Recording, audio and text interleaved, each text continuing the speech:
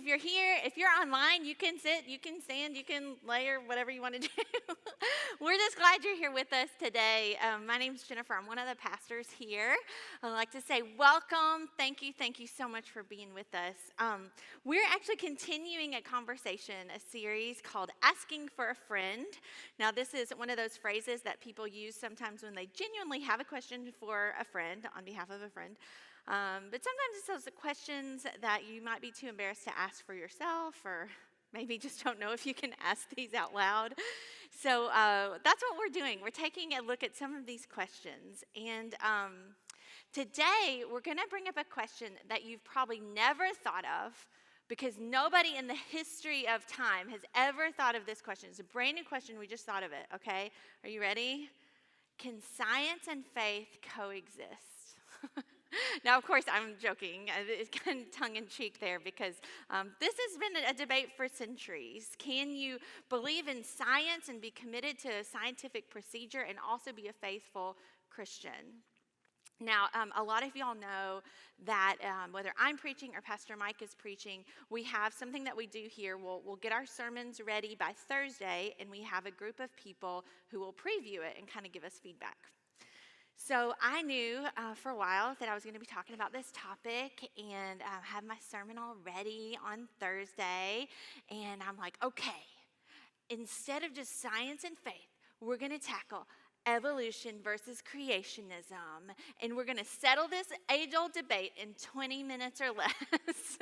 And I had lots of terms, and I talked about Darwin and all the different creation stories, and I was throwing lots of things out there, and it was a very, very good term paper.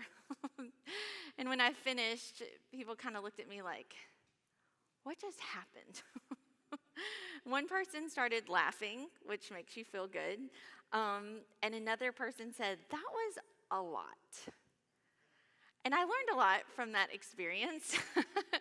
The first is that I needed to rework the sermon, which is now what you all are going to hear today. And the second was that I think I was kind of going about it the wrong way. I was maybe asking the wrong question. Because I don't know that the question is really like, can science and faith coexist? Honestly, we can answer that pretty quickly. Yes. Have a good day. See you next week. Yeah, it actually doesn't take that long to answer that question. So maybe that's not the right question. Maybe a better question is why? Why can these two not only coexist, but actually help each other and inform each other? And science can actually help us have a deeper and richer understanding of our faith, and faith can draw us back to science. So I think that's actually the better question. And I think the answer has to do a little bit with how we understand who God is, how we understand who we are, and how we understand what faith is. So let's start there. We believe that God is the creator of the universe, the creator of everything, like everything, plants and animals and stars and clouds and you and me and all of us, that God is the creator. And that makes us the creature. We are not God. We are not the creator. God is God. And we are not. And as creatures, we don't even know what we don't know that God knows, right? And as God's ways are higher than our ways, God's thoughts are higher than our thoughts, as the biblical author Isaiah puts it. And God delights in creation. God delights in God's creation. God says in the very beginning, it is good. And God delights in our delight of God's creation. Every time you stop and you watch a hummingbird, right? Have you ever done that? How cool is that? Or if you've looked up, I know this past week, the clouds, like if you all looked up in the sky, the clouds like looked like cartoon clouds for most of the week. Or you stopped and you paid attention to a sunset. You delighted in God's creation. God delights in your delight, because part of the joy of creating something is sharing it with someone that you love. Now, my mom is trying to get rid of my stuff. She's sending my stuff back. I've now lived not in my parents' house as long as I lived in my parents' house. There's still stuff there that she boxes up and sends my way sometimes. And recently she sent me a box of some old artwork. And my 3-year-old was kind of looking through some of it, and she goes, oh, look what I found. And she pulls out, I did this like colored pencil drawing of a monarch butterfly. It had the date 1997 on it, so you can do the math. It was a little while ago.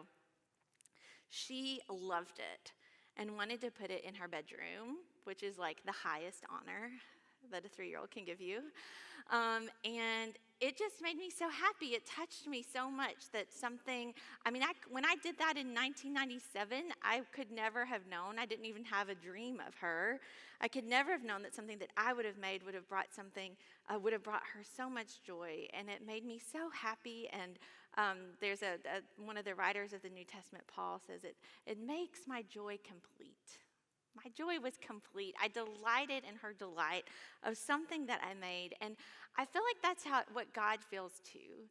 When we delight in God's creation and the world that God has placed us in. And in some ways you can think that science, kind of thinking about the word science, the broad term, is just the procedure for discovery, for wonder, for curiosity. So science kind of leads us into that delight and that wonder of God's world, wondering what's in each box and going, oh, look what I found each time we make a new discovery. And of course, there's hundreds of disciplines within the broad term of science. We've got like physics and chemistry and geology and biology and epidemiology, which we are all now experts in. I think we've heard so much about epidemiology this year. And if God made everything, then God made all of those too, right? That the same God who gave hummingbirds their wings gave us brains in our heads to think and to reason and to wonder and to discover. So why then does science and faith sometimes seem like they're at odds with each other? Why do they get pitted against each other often? And I think it comes down to how we understand faith. Now, I love how the writer of Hebrews, it's a book in the New Testament, the writer of Hebrews defines faith like this in chapter 11, verse 1. Now, faith is confidence in what we hope for and assurance about what we do not see. Now, you may have heard that verse before. You may have read it at Hobby Lobby, like on a thing. But you may not know what comes next, because he continues in verse 2. This is what the ancients were commended for. By faith, we understand that the universe was formed at God's command, so that what is seen was not made out of what was visible. This is the word of God for all of God's creation. Thanks be to God. Sometimes we read that first part about having faith and hope in what is not seen as kind of a spiritual thing. Like I'm going to hope, or I'm going to have faith that I'm going to have a spouse in the future, or I'm going to get a new job, or that this thing that I can't figure out how it's going to work out, everything's going to be okay, and that's what faith means. But I love how the writer of Hebrews connects our faith with creation. Connects our faith with the God who made everything, who made the visible out of what is invisible. So to me, that means that our faith is not only confirmed, but supported with every new scientific discovery. Every time something that was invisible is made visible to us. Like the double helix structure of DNA, right? How cool is that? I one time got sucked into, two times. I got sucked into this documentary on fractals. Do y'all know what that is? It's like this mathematical term that means when there's like a pattern in the smaller area that's then repeated in a bigger area, and it's how you get snowflakes and nautilus shells and things like that. And it was just a fascinating documentary. I commend it to you if you ever come past it, run past it. But once the scientists and mathematicians started figuring that out, then they could make other things that we use every single day, like cell phone batteries. And it was just fascinating to me. And I just thought, wow, Like God created this something so complex and then gave us the tools to then discover it and then to use that to be able to make new inventions and discoveries and just it was just amazing to me. And it seems like the more that we start to learn and discover, then the more questions that we have, right? And the more there is to discover. And there's even more to think about and then even another box to open up. And one of my favorite theologians says this is actually the definition of mystery. That the word mystery doesn't really mean, or can mean, but like not like a mystery novel. Like, you know, how you read a mystery novel and it's like whodunit kind of thing and you figure it out by the end. But that a mystery is something that's endlessly knowable. Like the more you know, the more you realize you don't know. The more you don't know what you don't know. And you keep going and you keep going and you keep going deeper and deeper and deeper. And this is actually kind of the life of faith. If you talk to anybody who's been a Christian for any amount of time, I'm really sorry if you're new to this whole thing and you thought that you were going to get like a box of certainties, because that's just not how this works.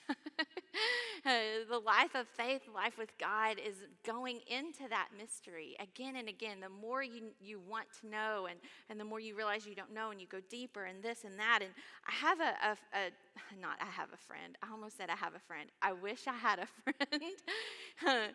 The author, Anne Lamont, I feel like we're friends.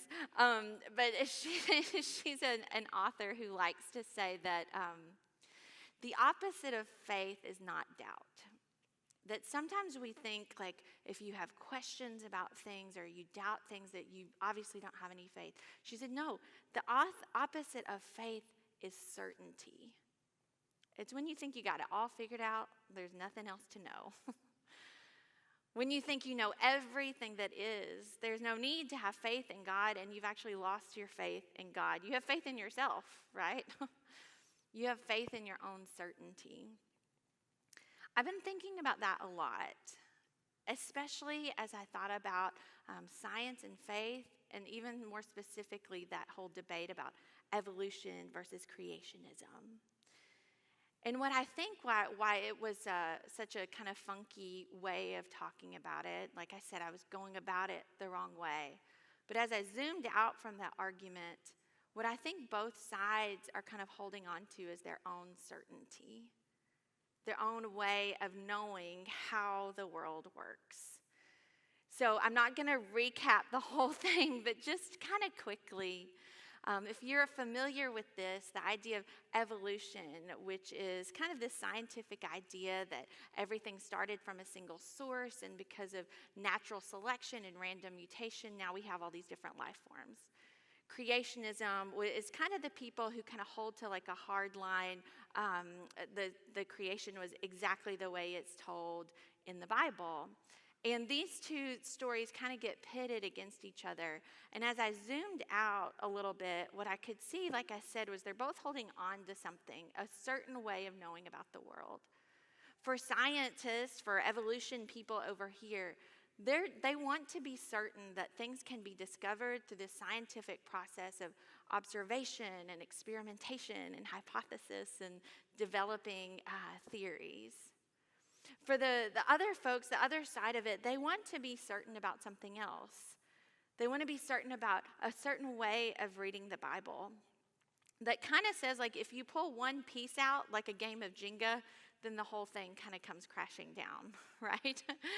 They want to be certain that this is how it is, and if you start to try to disprove something or look at it too closely, it makes the whole thing fall. I do want to pause for half a second because last week I talked about church hurt. If you missed it, you can watch it online or on the app. And I got a little bit of pushback, which was completely fair. Because I know I talked a little bit about how some churches are they're more explicit about calling out people's sin in their life or maybe trying to correct others.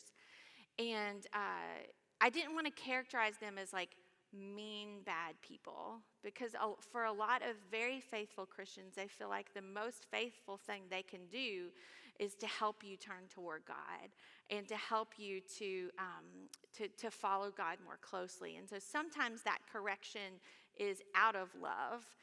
even if I disagree with the method sometimes. So in the same way, some of these folks who are really holding on to this view of the way the world works, it's not that they're ignorant or bad people. It's that they feel like to question something would actually be a sinful thing. It would be a matter of their eternal salvation. But in their own way, they're protecting this idea of what they know to be true about the Bible and God, a certain way of thinking about it. These people over here are protecting something too, a certain way of knowing about the world and how it works. Both in their own way are protecting a certainty, because mystery is really scary. Faith can be exhilarating and wonderful and also terrifying. Earlier I said, the question's maybe not if faith and science can coexist, but rather why. If we go back to the very beginning, in the beginning, the very first chapter, the very first verse of our Bible, we call it the Old Testament. It's the Hebrew Scriptures. The first book is Genesis, and in chapter 1, it talks about how God created the world, and it starts with light and stars and land and sea, and on the sixth day, God creates people, and then on the seventh day, God rests. And then you get to chapter 2, and it starts with land and sea, and God creates people before plants and animals, and then everything else. They're two totally different stories, back to back. It's like, Why do we have that? Why do we have that in our Bible? Why do we have that in what we believe is Scripture and God inspired? It's almost like God wasn't telling us a history or a science lesson. God wasn't trying to explain how the world was created, but why. And God said, I created this with such care and attention and detail, I'm going to tell you twice in two different ways so you can get it. And if you read through both of those chapters, there are a couple things you won't see. You won't learn anything about gravity or atoms or protons or anything like that. Because the people God was talking to 3,000 years ago when Moses was writing this down, they wouldn't have understood that. So God told them a story, a true story, but just a simplified version of it. Not how it happened exactly atom by atom, but why it happened instead.